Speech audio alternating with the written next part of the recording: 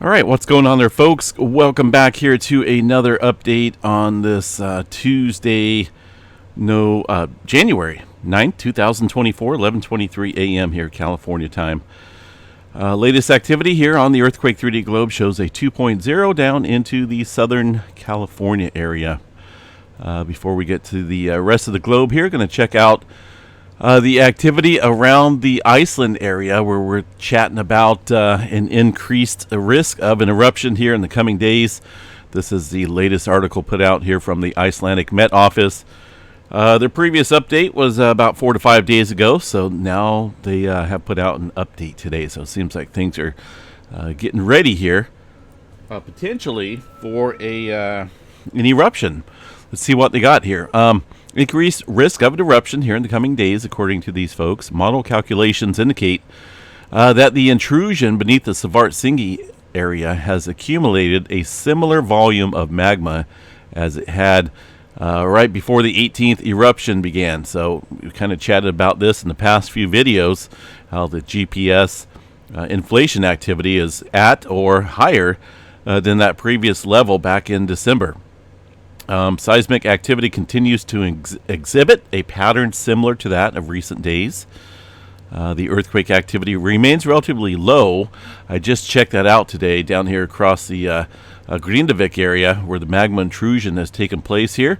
We only got one earthquake outside of Grindavik, so that's, low right now.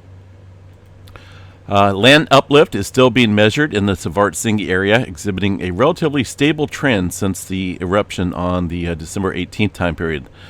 The accompanying image, marked with red dots, represents data from the GPS station Svartsengi, which is this one right here. Here's the vertical displacement. This here is just a little measurement offset adjustment. So it didn't drop like this. This is just because it was going up. They just recalculated it here. But this is the eruption around the 18th of December. Notice how we were going from way up here to a release of pressure with that fissure activity opening up there on the 18th. And that lasted, for a day or so. And then we've seen the rise of inflation once again here to where we're at right now at the green dot. Which puts us at just above the previous level seen there back on the 18th. That's going to be this level right here. We're definitely well above that region. So things are, I think they're getting close. The rate of uplift is approximately 5 mm per day, resulting in a current elevation that is about 5 centimeters higher than before the eruptions on November 10th and December 18th. Last year. Calculations from models relying on deformation measurements indicate that the amount of magma accumulated, they just mentioned that, is at its level comparable to the volume that led to the formation of the magma activity back on the 18th. So things look like, they're putting out some wording here that we should see an eruption within the coming days. Looks like a new hazard map may be put out on the 12th of January. Here is the current hazard map here from the Icelandic Met Office. Let me see if we can get a bigger one here. This is it still. This is the one that was put out there on the 5th. And this is a huge map. Either way, the main area of interest in terms of hazards is, of course, Zone 2, Zone 3. Grindavik down here in Zone 4. There's still obviously some hazards here, but we're that magma intrusion area. And the most likely area of an eruption to take place is within this Zone 2 and 3.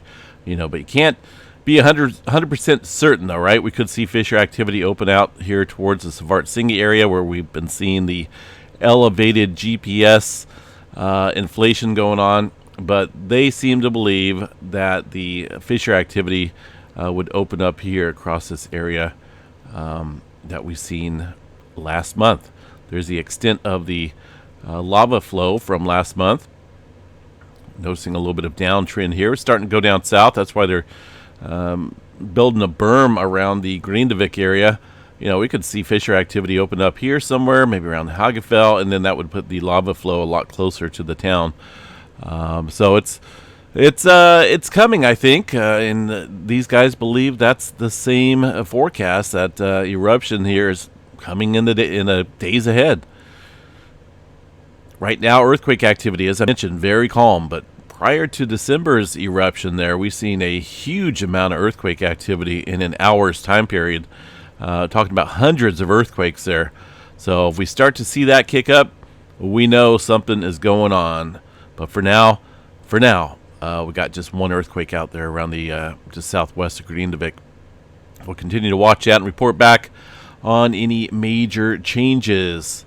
So what do we got overnight? We did have some activity down into or over into the Philippines area yesterday. Looks like just after midnight we did see another 5.9 over here. That is a large aftershock in that area that did see that larger scale movement here a few days ago. And some further activity, it looks like, in Tonga. That was during that came in right after the update last night. A very shallow earthquake down there. Let's see. So really nothing new to report up here across the Kuril Kamchatka. Haven't really seen anything fill in here across the Solomon Islands area. It looks like most of this activity down here is from yesterday. Really haven't noticed anything new kicking off here in this area. Remember, the red rings here indicating some older activity. Newer earthquake activity is going to be the very light red, or the white rings indicating that most newest activity on the earthquake 3D globe. So not a whole lot of newer activity down south. It looks like we did have a 3.9 into the Kermadec Trench, but that was about it. And then clustering going on here across the area of the Java Trench through the Indonesia Islands area. We'll continue to watch that. Over here across the eastern portion of the country, or the plates, Pacific Plate, that is. A little bit of activity stirring up here across the Pacific Northwest. Let's see what we got going on. Last night, of course, there's that earthquake there at the northern end of the Cascadia subduction zone, which sits right here on that plate boundary. Some activity around Mount Rainier once again. Looks like a 2.9 and a 1.4. About 6 kilometers or so below the surface. Let me see what's going on there real quick. Take a look at their seismograph stations around Mount Rainier. And the activity is outside of the zone of interest. It's more or less like right over here around this seismograph station. So I want to see what's happening over here. Looks like they will be mentioning that 2.9 here. There's that 2.9. Very close to the seismograph station. You can see how well defined and distinct that signature is. So I'm not really seeing anything above that. There may be some smaller quakes there. Let me check out a local graph here in the area. I think this one works. Let me double check.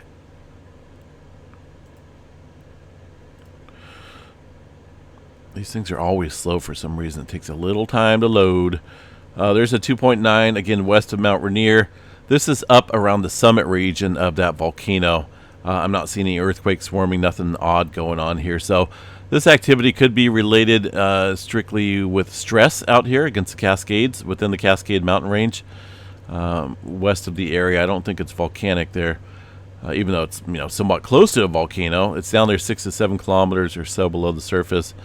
We'll just continue to watch that. Not a whole lot going on across Mount St. Helens there for now either. Yellowstone National Park over here looks like a handful of smaller earthquakes this morning. Do they have a swarm going on? Let's double check and see. Across the Yellowstone area. Nope. Just a couple earthquakes there, and I think you guys can spot those out as well around the Purple Mountain area. Just a handful of smaller quakes, and that activity did show up across numerous seismograph stations there, except for the Norris Museum one. I know the email I got there from the scientists in charge there at Yellowstone told me that wind events will show up here, right, on on exposed seismograph stations. Exposed meaning that they're exposed to the outside air, the elements, the wind, ice. The Norse Museum is sheltered, so to speak, so that won't show the wind. The question is, why isn't it showing earthquake activity either? There's no wind, but there's also no earthquake activity showing up on there. So I'm not so certain that that we should rely on sheltered seismograph stations, because that's not even showing activity very close to it. This North Junction station here is showing the earthquake activity. All other stations are, except for the sheltered one. So I don't know if they're sheltered or maybe just turned down, So either way, a little bit of earthquake activity out there today in the Yellowstone area. USGS definitely reporting the majority of them today. The largest one looks to be a 1.6 about 4 o'clock this morning, but nothing big going on. But they covered those pretty good. All right, one earthquake outside the Pyramid Lake area. Actually, it's underneath it a little bit, about 13 kilometers there for a 2.5. California, well, a handful of smaller quakes in the north. Down in southern Cal, getting a little bit of activity here around the Rancho Cucamonga area. And this is a 2-pointer. Roughly within that region, let's see, let me bring up, there we go. Roughly within that region of where the 4.2 struck here back on the 5th, right? Very close here to the San Andreas Fault. This is kind of the a big deal here because we don't want to trigger anything on this plate boundary. It's definitely stressed, and it has been for quite a while. Now, this is the only aftershock that I've seen here following this 4.2, and that days later. That's a little odd. So, is this another foreshock? Are these foreshocks to something bigger? I just find it really odd that we didn't see any type of smaller swarm of aftershocks following a 4.2. If this was anywhere else, 4.2 on the Elsinore, 4.2 on the San Jacinto Fault section down here, certain sections, we would be looking at a lot of aftershock activity. But there wasn't even one, not until right now. Got a 2-pointer, 10 kilometers deep, so a little bit deeper than the original 4.2. Again, kind of keeping an eye on that. I'm gonna, that's a little eventful. Even though it's a small quake, it's in that same area there where we've seen that 4-pointer. So we'll keep an eye on that today. Southern California, we could say it's overdue. It's overdue. It's going to happen. It's going to happen. 16 years ago, 50% chance, and eventually it's going to happen, right? That's all we can say. We don't know exactly when it's going to happen, but we can look at little telltale signs maybe, right? So that's why I pay attention to these little key details of odd earthquakes around the San Andreas Fault. Getting a little bit of activity on the southern branch of the San Andreas Fault as well with a 1.1 and a little bit smaller quake there near the Desert Hot Springs area. This is the Bend area where a lot of the strain accumulates here across the southern branch. Just got to watch it. So be prepared out there. Today may be the day. Tomorrow, who knows? Maybe 16 years from now, I'll still be talking about this. You just never know. We don't know. 1.3 in the Borrego Springs area, 10 kilometers deep there. That's on the San Jacinto Fault Zone, southern edge. So we'll keep an eye on SoCal, Southern Cal. I know a lot of people don't like it called SoCal. 20 earthquakes out here in the oil fields of Texas. How we looking in the last 30 days? Well, there we go. That was almost 500 earthquakes here in this area of Texas in the last 30 days. That's a lot. All right, eastern portion of the country looks pretty quiet. Did see some severe weather out there. Goodness, overnight and early this morning. Out across portions of the south again. It's that El Nino pattern funneling up a lot of moisture, interacting with a lot of the colder Arctic air coming down. Oh yeah, you get those, get some severe weather potential out there for sure. Down into the South America area, 5.4, the latest quake in this area, 179 kilometers deep. We have been noticing a little trend of earthquake activity here deep into the Peru-Chile Trench. Might have to watch that area there with that increasing larger, deeper activity around the Peru-Chile Trench. Watch for some subsequent shallower, larger activity. Let's see what else we got there. Kicking off 2.6, 2.5 Mediterranean area. Let's go out to Hawaii real quick, see if anything's changed out here. A little bit of activity here across Mauna Loa. 5 kilometers for 1.8 and 1.8. So we got 2 little earthquakes here on the eastern edge of the Mauna Loa region.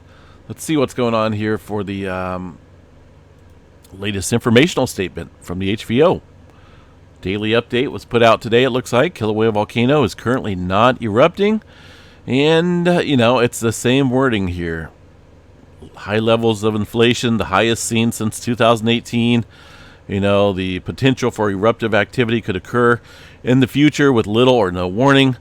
It's the same information out here on this chart that they're putting out every day, or that notification. Let's check out the inflation data out here and see what's happening. Going back up here. Zip. Although a little downturn, it looks like, in the last couple hours, but we're still at an elevated level of inflation. This is the last 30 days of activity here, so we'll continue to watch that.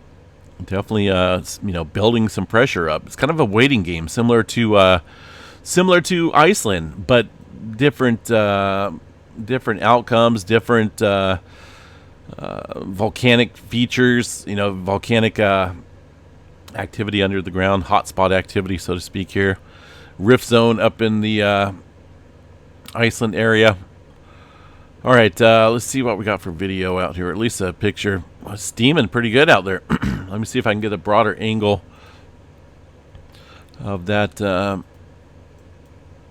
region. One of these has a look at that. That's beautiful. This looks like it's from the top of the observation building out here, overlooking the lava lake region. It does look a little bit cooler up here, more moist. That's why we're seeing this clouds condensing from the heat and the volcanic gases seeping up from below, creating the steam. Similar to what you would see if your house is cold and you decide to take a nice hot shower, right? It really gets steamy in there, and you get those clouds building up above that level. But for now, no signs of an eruption. We'll continue to watch this. Maybe a little rainbow going on there, it looks like. Continue to watch this and, of course, report back on any changes out there, folks.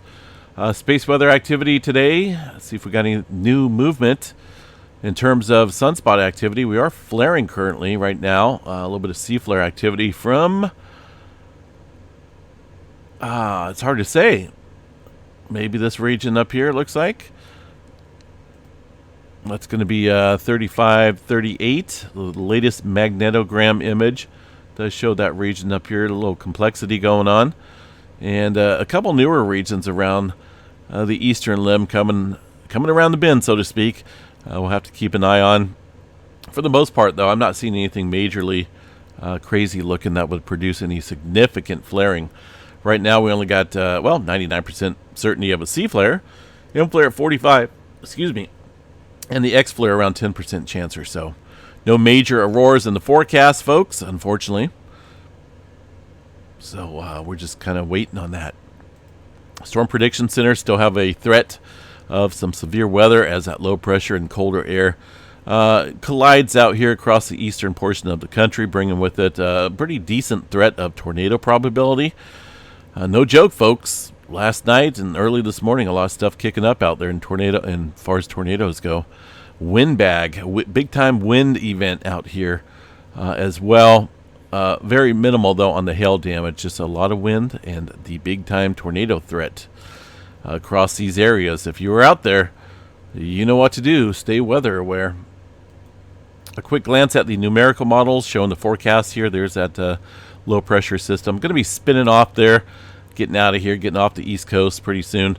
We got some more colder air coming down as we look at the forecast here. Right now, look at that right there. This is going to be some cold temperatures dipping down into the Texas area. These are going to be some cold temperatures down in the, almost down in the single digits here around Texas. It is here across northern Texas, Oklahoma.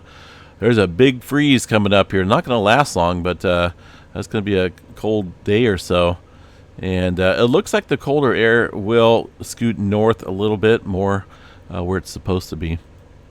Total accumulated precipitation map over the next several runs does show all this moisture out here across the south.